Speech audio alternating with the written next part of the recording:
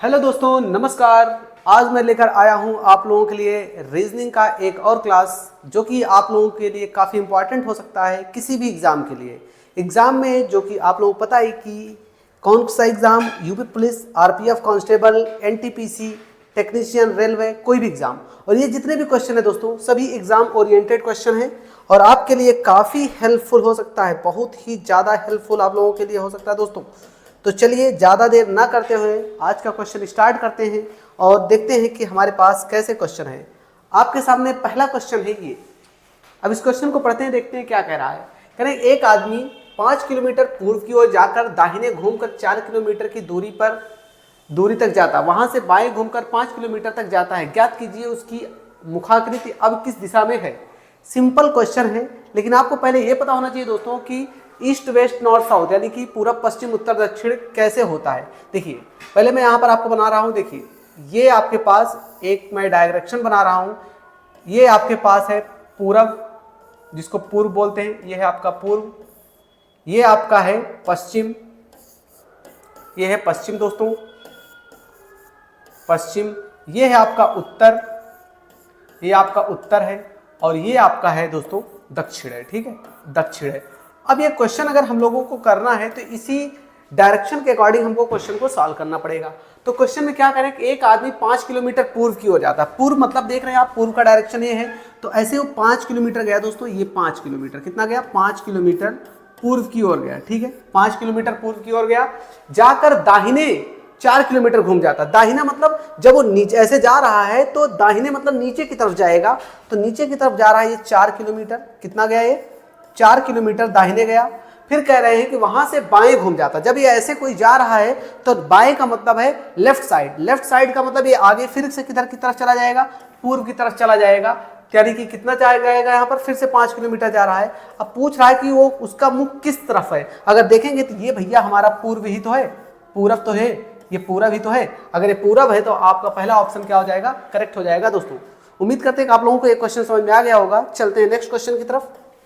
चलिए, अब इस क्वेश्चन में आपको ये देखना है कि इसमें नंबर ऑफ ट्रायंगल्स कितने बनेंगे। बहुत सिंपली इसको समझेंगे कि कितने नंबर ऑफ ट्रायंगल्स बनेंगे इसमें।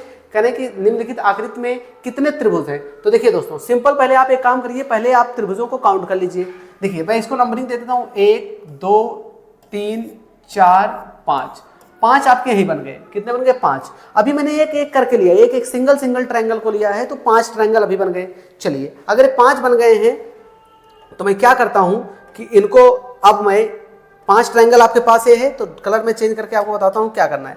अब आप 2-2 ट्रायंगल ले लीजिए। अगर 2 ट्रायंगल लेंगे तो आपका ये बन जाएगा, एक ट्रायंगल ये बनेगा आपका, ये आपका बन गया 6वां ट्रायंगल, ट्रायंगल नंबर 6 बन गया।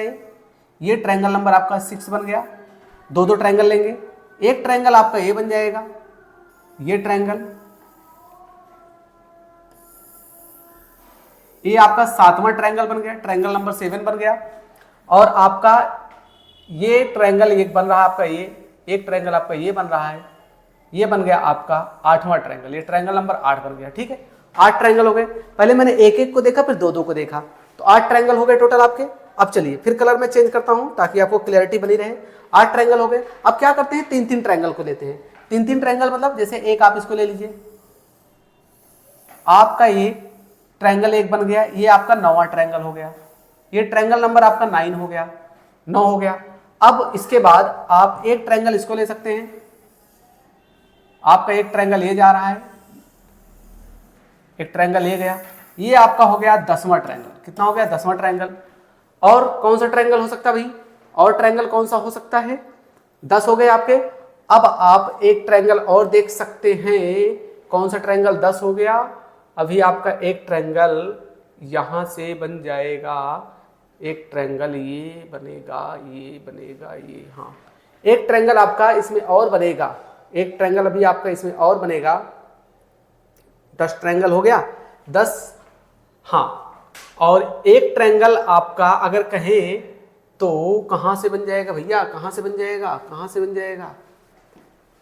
एक ट्रायंगल आपका ये बन गया, हाँ एक ट्रायंगल आपका ये बन गया, ये तो आपका बन गया था खैर पहले ही। 10 ट्रायंगल हो गए टोटल। एक आपका ये बड़ा वाला ट्रायंगल बनेगा, पहली चीज तो 11 ट्रायंगल हो गया। एक ट्रायंगल दोस्तों आपका इसमें और बनेगा, वो आपका 12वां ट्रायंगल हो जाएगा। हाँ, एक ट्रायंगल आपका ये है, 12वां ट्रायंगल आपका ये बनेगा। देखिए ये आपका 12वां ट्रायंगल बनेगा, 12 ट्रायंगल टोटल हो जाएंगे, टोटल नंबर ऑफ ट्रायंगल 12 हो जाएंगे। आप इसको काउंट कर सकते हैं, टोटल नंबर ऑफ ट्रायंगल आपके 12 बनेंगे। ठीक है, चलिए नेक्स्ट क्वेश्चन की तरफ चलते हैं। अब क्वेश्चन में कह रहे हैं कि निम्नलिखित में से शब्दकोश में से निम्न में से कौन सा शब्द तीसरे स्थान पर आएगा। तीसरे स्थान पर देखना है कि आपको कौन सा आएगा। तो अगर तीसरे स्थान पर देखेंगे, देखिए EIGHT, EIGHT इसमें भी है, EIGHT इसमें भी है, स्टार्टिंग में EIGHT इसमें भी है, EIGHT इसमें भी है। यानी अभी हम नहीं बता सकते कि कौन सा तीसरे नंबर पर आएगा। अब देखिए EIGHT के बाद अब अल्फाबेट में फिर से देखेंगे, उसके बाद अल्फाबेट में देखिए यहाँ पर E पहले आ रहा है, E के बाद क्या आएगा हमारा H आएगा, H आएगा, यानी ये हमारा पहले नंबर पर हमारा यही हो जाएगा, ये हमारा दूसरे नंबर पर हो जाएगा, ये तीसरे नंबर पर, और सबसे लास्ट में Y आता है तो चौथे नंबर पर। तो दोस्तों आपका बी ऑप्शन ही क्या हो जाएगा, तीसरे नंबर पर आएगा। ये आपका ऑप्शन करेक्ट हो गया। चलिए नेक्स्ट क्वेश्चन की तरफ चलते हैं। इस क्वेश्चन को आप देखिए और इसको दिमाग लगाइए कि इसमें ऑप्शन क्या बनेगा, कौन सा ऑप्शन करेक्ट होगा, कौन सा ऑप्शन आपका करेक्ट होगा, आप इसको दिमाग लगा सकते हैं। ठीक है, चलिए चलते हैं। इस पर क्या करना है पहले समझिए। आपको ये वैल्यू जो ये सब दे रखे हैं दोस्तों, ये सब आपको रख रख के चेक करना है कौन सा ऑप्शन करेक्ट होगा।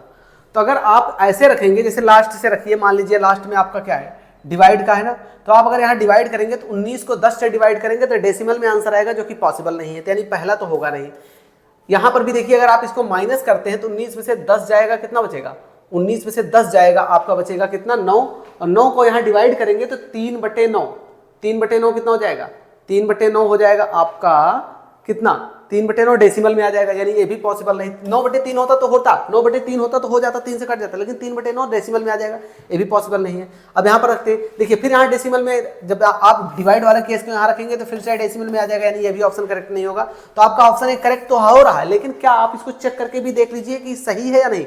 जैसे देखिए पहले यहाँ लगा है मल्टीप्लाई का, चलिए 27 × 3 और फिर प्लस का 19 माइनस का 10, देखिए 27 × 3 करेंगे तो ये दोस्तों आपका आएगा 81, कितना आएगा 81, 81 में 19 जोड़ेंगे माइनस करेंगे 10, तो 81 और 19 हो जाएगा आपका कितना, 81 और 19 जोड़ेंगे तो आपका हो जाएगा 100, 100 में से 10 जाएगा जो दोस्तों तो बन जाएगा आपका 90, यानी देखिए 90 आना चाहिए, 90 आ भी रहा आपका ऑप्शन, ये भी ऑप्शन आपका करेक्ट हो गया। दोस्तों चलते हैं नेक्स्ट क्वेश्चन की तरफ।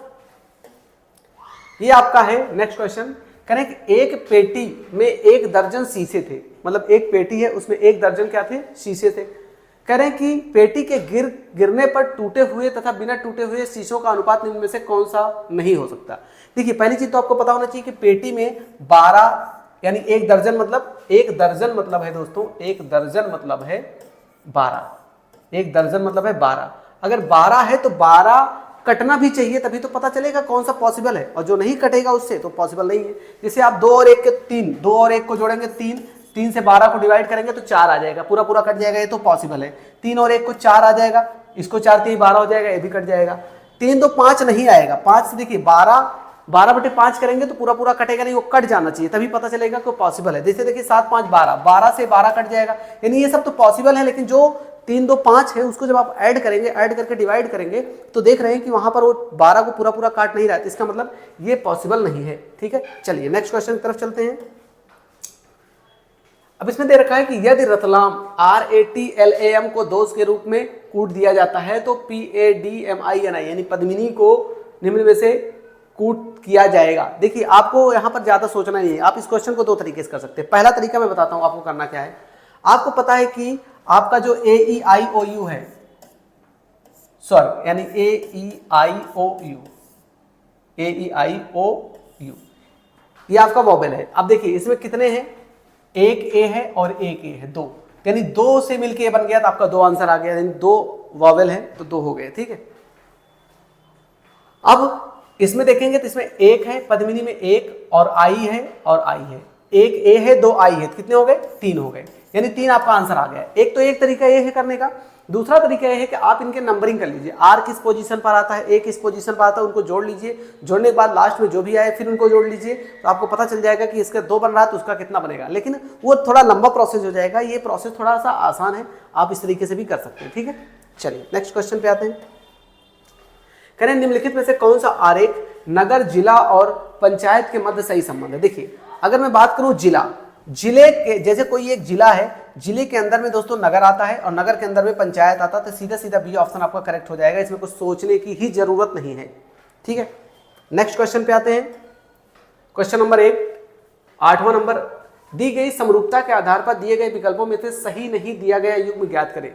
सही नहीं, देखिए अगर मैं बोलूं कि कागज और कलम का रिलेशन क्या है, कलम से कागज पर लिखा जाता है, कलम से कागज पर लिखा जाता है, मतलब कि हम लेफ्ट से राइट की तरफ आ रहे हैं, मतलब समझिएगा कलम से कागज की तरफ लिखा जाता है, तो क्या कागज से पेंसिल पर लिखा जाता? नहीं, ये तो गलत है।